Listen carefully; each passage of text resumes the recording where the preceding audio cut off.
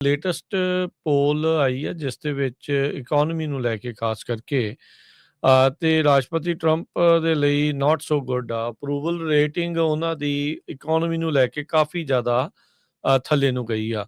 10 ਚੋਂ 7 ਜਾਣੇ ਡਿਸਅਪਰੂਵ ਕਰ ਰਹੇ ਨੇ ਟਰੰਪ ਹੁਣਾਂ ਦਾ ਜਿਸ ਤਰੀਕੇ ਦੇ ਨਾਲ ਉਹ ਇਕਨੋਮੀ ਨੂੰ ਲੈ ਕੇ ਕੰਮ ਜਿਹੜਾ ਉਹ ਕਰ ਰਹੇ ਆ। ਸੋ ਇਹ ਜਿਹੜਾ ਨਵਾਂ ਸਰਵੇ ਆਇਆ ਆ ਉਸ ਦੇ ਵਿੱਚ ਇਹ ਚੀਜ਼ਾਂ ਜਿਹੜੀਆਂ ਹਰਜੋਤ ਸਿੰਘ ਜੀ ਸਾਹਮਣੇ ਆਈਆਂ। ਇੱਕ CNBC ਦੀ ਆਲ ਅਮਰੀਕਾ ਇਕਨੋਮਿਕ ਸਰਵੇ ਆ, ਉਹਨਾਂ ਨੇ ਵੀ ਉਹਦੇ ਵਿੱਚ 60% ਰਿਸਪੋਂਡੈਂਟਸ ਆ ਉਹਨਾਂ ਨੇ ਟਰੰਪ ਦੀ ਜਿੱਦਾਂ ਹੈਂਡਲ ਕਰ ਰਹੇ ਇਕਨੋਮੀ ਨੂੰ ਉਸ ਦੇ ਨੂੰ ਲੈ ਕੇ ਡਿਸਅਪਰੂਵ ਕੀਤਾ। ਇੱਕ ਜਿਹੜੀ CNN ਦੀ ਆਈ ਆ ਉਹਦੇ ਵਿੱਚ 70% ਜਿਹੜਾ ਉਹ ਕਰ ਰਹੇ ਆ।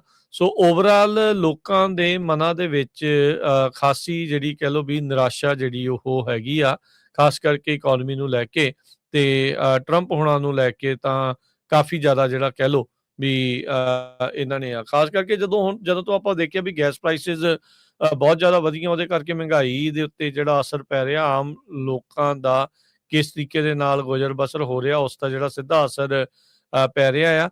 ਇਹਦੇ ਕਰਕੇ ਹੀ ਆਪਾਂ ਜਿਹੜਾ ਉਹ ਦੇਖ ਰਹੇ ਆ ਵੀ ਇਹ ਜਿਹੜੀ ਸਿਚੁਏਸ਼ਨ ਆ ਉਹ ਇਸ ਟਾਈਮ ਇਦਾਂ ਦੀ ਜਿਹੜੀ ਉਹ ਬਣੀ ਆ ਵੀ ਲੋਕ ਜਿਹੜੇ ਲੇਟੈਸਟ ਸਰਵੇਸ ਦੇ ਪੋਲ ਦੇ ਵਿੱਚ ਇਕਨੋਮੀ ਨੂੰ ਲੈ ਕੇ ਨਿਰਾਸ਼ ਨਜ਼ਰ ਆ ਰਹੇ ਨੇ। ਜੀ ਬਿਲਕੁਲ। ਲੇਟੈਸਟ ਪੋਲ ਆਈ ਹੈ ਜਿਸ ਦੇ ਵਿੱਚ ਇਕਨੋਮੀ ਨੂੰ ਲੈ ਕੇ ਖਾਸ ਕਰਕੇ ਤੇ ਰਾਸ਼ਟਰਪਤੀ ਟਰੰਪ ਦੇ ਲਈ ਨਾਟ ਸੋ ਗੁੱਡ ਆ। ਅਪਰੂਵਲ ਰੇਟਿੰਗ ਉਹਨਾਂ ਦੀ ਇਕਨੋਮੀ ਨੂੰ ਲੈ ਕੇ ਕਾਫੀ ਜ਼ਿਆਦਾ ਥੱਲੇ ਨੂੰ ਗਈ ਆ।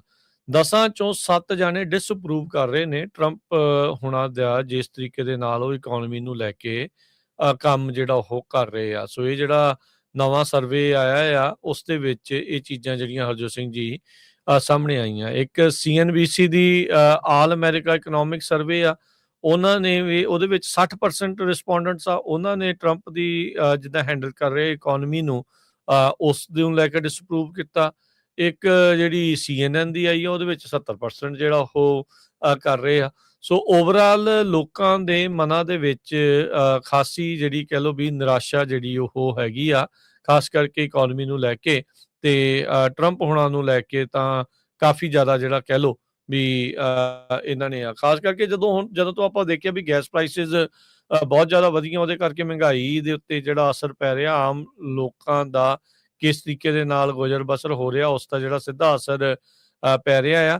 ਇਹਦੇ ਕਰਕੇ ਹੀ ਆਪਾਂ ਜਿਹੜਾ ਉਹ ਦੇਖ ਰਹੇ ਆ ਵੀ ਇਹ ਜਿਹੜੀ ਸਿਚੁਏਸ਼ਨ ਆ ਉਹ ਇਸ ਟਾਈਮ ਇਦਾਂ ਦੀ ਜਿਹੜੀ ਉਹ ਬਣੀ ਆ ਵੀ ਲੋਕ ਜਿਹੜੇ ਲੇਟੈਸਟ ਸਰਵੇਸ ਦੇ ਪੋਲ ਦੇ ਵਿੱਚ ਇਕਨੋਮੀ ਨੂੰ ਲੈ ਕੇ ਨਿਰਾਸ਼ ਨਜ਼ਰ ਆ ਰਹੇ ਨੇ। ਜੀ ਬਿਲਕੁਲ।